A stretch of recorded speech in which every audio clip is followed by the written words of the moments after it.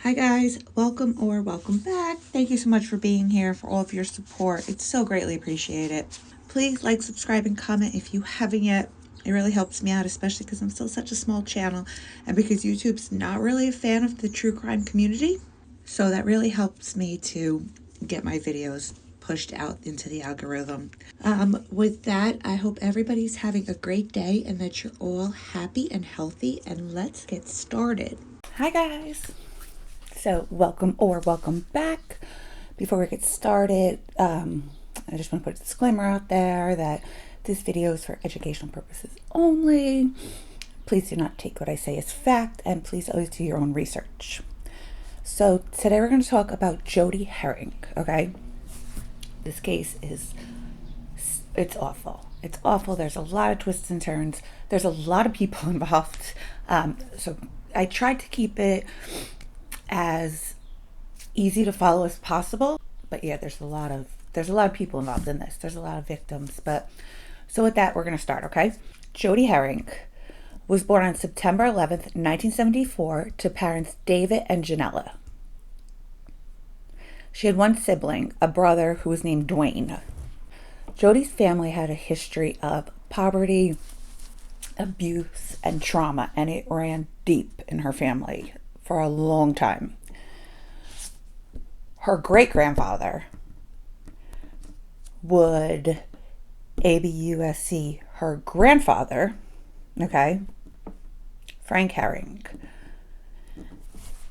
And then Frank, her grandfather, had 16 children with his wife. Her grandfather, Frank, would beat and SA their children regularly, on a regular basis, which included Jody's father. Okay?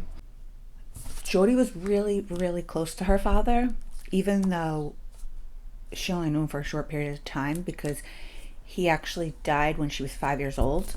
When Jody was 5, her father was in the backyard of their house and he died from a wound. They determined that it was self-inflicted, but Jody's family doesn't actually believe that, especially because in the weeks leading up to this, he was getting threats from people. And there's witnesses that say that he was getting threats from people. But regardless, it happened and it changed Jody. After her father's death, she would begin having seizures. And her family actually never sought the proper medical care for her for these seizures. They just went untreated. Along with this, Jody's mother remarries, okay? And her stepfather would Jody and her brother on a regular basis. So much so that her brother Dwayne and Jody actually left the home when they were really little, and when they were really young, teens. They left the home when they were young teens. They actually ended up leaving the home and sleeping in their car for a period of time because that's how bad it was at the house.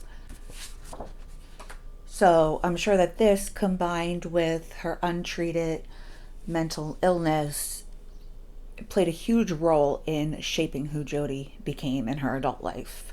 At the age of 17, Jody would be SA'd.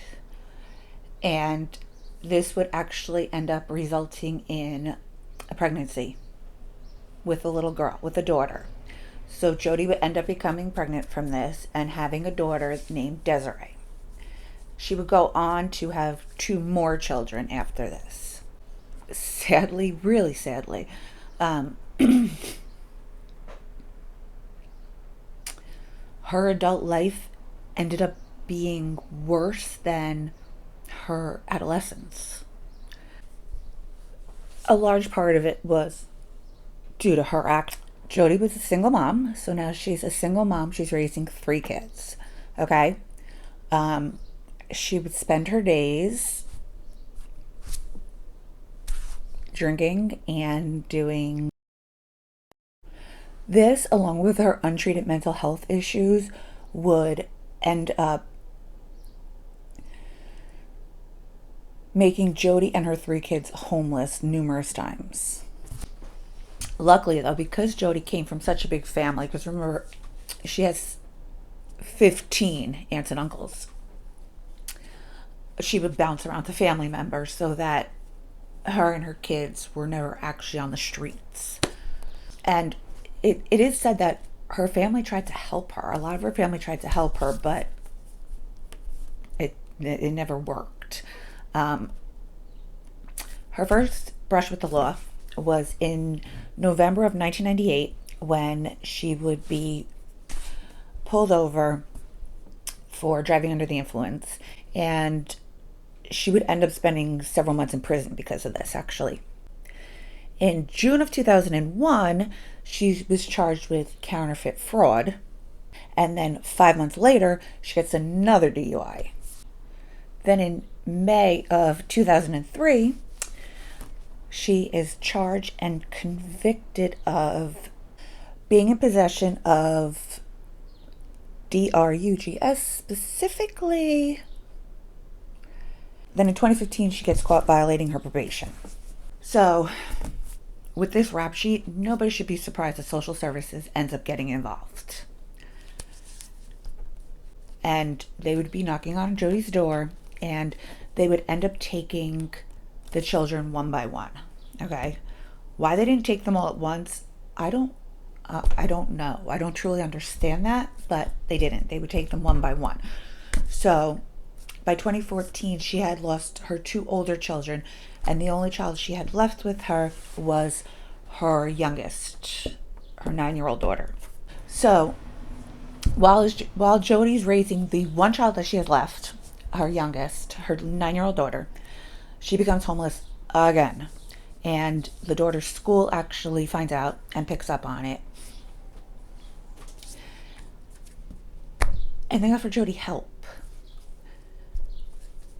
But Jody decides that she does not want their help, so she ends up rejecting their help, which throws up red flags and forces the school to call the Department of Children's Services. As scared as Jody was about losing her youngest child, the last child that she had custody of, her addiction was stronger than that, which it typically is. It typically is always stronger than that. And her addiction was stronger. Even though she was petrified of losing her baby. She was petrified of losing her child. After Jody loses custody of her final child, she becomes enraged, hateful, and out for revenge for the people that she believes made her lose her child. What she fails to realize is that she made herself lose her children. She actually begins making a hit list of people that she wants to seek revenge on. And she shows this hit list to her then boyfriend at the time, a guy named Henry. Included in this list, this hit list of hers, is her 48-year-old cousin, Rhonda Herring, her 43-year-old cousin, Regina Herring, and her 72-year-old aunt, Julie Falzarano. Regina and Rhonda were sisters, and Julie is their mom.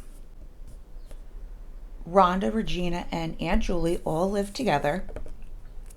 And how they ended up on Jody's hit list is because they had made calls to the Department of Children and to the Department of Children's Services out of concern for Jody's 9-year-old daughter. Rhonda Herring was born on May 30th, 1967. She loved to be with her family and friends, and she enjoyed playing cards, dice, camping, family outings, and cooking. Okay? Her sister, Regina Herring, was born on March 12th, 1972. She loved computer games. She loved spending time with her nieces and nephews and the rest of her family and friends, and she loved the holidays. Aunt Julie was born on July 23rd, 1943. She loved fishing, playing cards, word search, spending time with her grandchildren, dancing, friends, and family. In May of 2015, Jody would make a call to the home of Aunt Julie, Rhonda, and Regina, threatening them to stop calling DCP. They were so disturbed by this phone call that they actually phoned police to do a wellness check on Jody. So police go to where Jody's staying to do a wellness check. When they get there, they find Jody in her bed with a bunch of pill bottles all around her and pictures of her children, which they conclude that she was attempting to take her life. So they end up involuntarily admitting her to a hospital, which was supposed to be 90 days. She was supposed to stay there for 90 days. Okay? But Jody begins insisting that she's not staying there. And by the end of May, the hospital ends up releasing her. In the hospital's defense, okay, the doctors that evaluated her did say that she is not ready to be out of the hospital. But because it was not a mandatory stay, they had to let her go, which sucks. But that's the way that it works. So by the end of that month, she was released. After Jody gets released from the hospital, she tries to buy firearms. Not once, but twice. Once the background check goes through, thankfully, they deny her request for firearms. But then in late July, her boyfriend, Henry, buys her a pistol. I don't know why, but he does. He buys her a pistol. Jody's brother, Dwayne, would basically tell him, what the hell is wrong with you? You cannot give her a pistol. So he ends up listening and not giving it to her. But that didn't actually matter, because the morning of August 7th, 2015, Jody would just sneak into his home and she would steal a pistol. She would actually steal a Remington 700 280 hunting rifle. And it's said to be a devastating weapon that destroys everything in its path. This rifle is meant for hunting deer, elk, and moose. So essentially, to shoot a human, they would have a 0% survival rate. This is the Jody steals. She drives over to the home of Aunt Julie, Rhonda, and Regina on Airport Road. Once she's there, okay, she walks into the house and she sees Rhonda Herring first, who's downstairs sitting in the living room. She her once. Then from there, she walks up the steps and she walks into the room of her cousin Regina. She twice in the torso. Regina. From there, she walks into Aunt Julie's room. Aunt Julie's in her bed, essentially helpless. It's Aunt Julie right in the chest. Aunt Julie. She leaves. Just walks out of the home and leaves, gets back in her car. From there, she drives over to the Department of Children and Family Services. She parks in the parking lot and she waits for 48-year-old Lara Sobel, the social worker that is responsible for protecting the well-being of Jody's 9-year-old daughter. Even though that's not how Jody sees it, that is what it is. It is what it is. She was protecting this child. So she sits and waits. 48-year-old Lara Kim Sobel was born on February 26, 1967, to parents Alex and Bobby Sobel. She grew up in Oceanside, New York, before earning a bachelor's degree and a master's degree from the University of Vermont. She was married to Timothy Fernandez for 15 years, and the couple had 2 children together, 2 little girls, Julia and Ilana. She was employed by the state of Vermont as a caseworker for the Department of Children and Families. As Lara's leaving work that day, she's on the cell phone with her 9-year-old daughter. Her 9-year-old daughter is asking her when she's coming home. Jody spots her, walks right up to her with the rifle. Then once more at close range, while her 9-year-old daughter is on the phone. This 9-year-old daughter listened to her mother. Okay? Picture this. Her 9-year-old daughter listened to this. She's going to be, that kid is going to be traumatized for the rest of her life. Like literally the rest of her life, that kid's going to be traumatized. After Lara was gone, Jody just stands there. She doesn't run. She doesn't do anything. She just stands there like, okay, my job is done now. Bystanders call the police. The police show up. They arrest Jody. At the scene and on the way to the police station, Jody is joking and laughing with officers. That's how much she did not care. She was so detached from reality. That's how much she did not care. In her mind, she got the revenge that she felt that she deserved. She didn't care. Meanwhile, back at the home on Airport Road, Tiffany Herring, who is the daughter of Rhonda Herring and the cousin of Jody Herring, goes over to the home to check on her mom, her aunt, and her grandmother. When she pulls up to the house, she notices that the front door is open. She walks in. She finds her mom first. Then she finds her aunt and her grandmother. Tiffany knew that the only person that could be responsible for this would be her cousin Jody. Is that enough? No. But the casings at the Herring home match the casings at Laura's crime scene.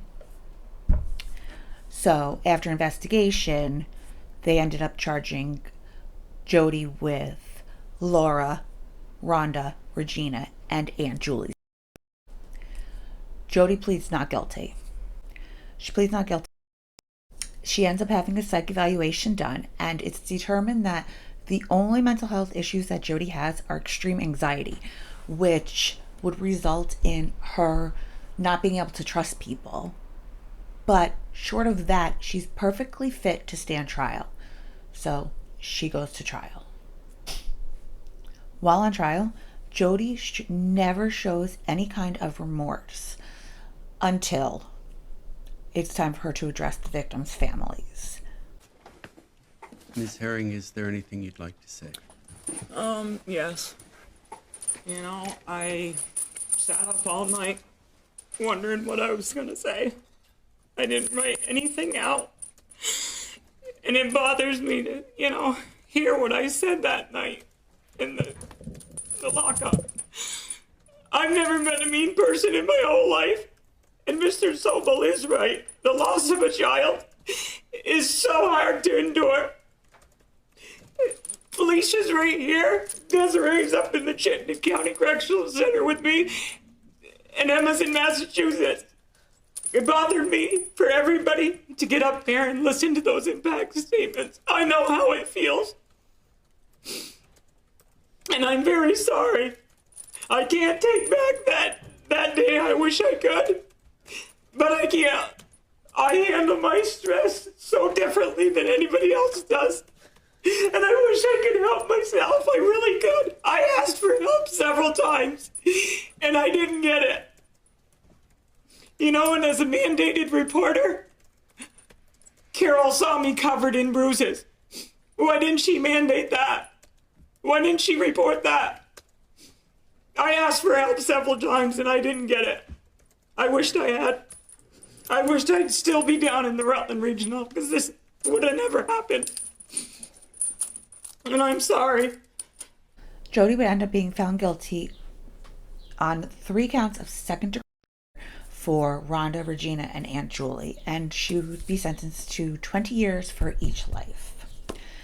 She's also found guilty of first degree murder for the death of Lara, and she's sentenced to life in prison with no chance of parole.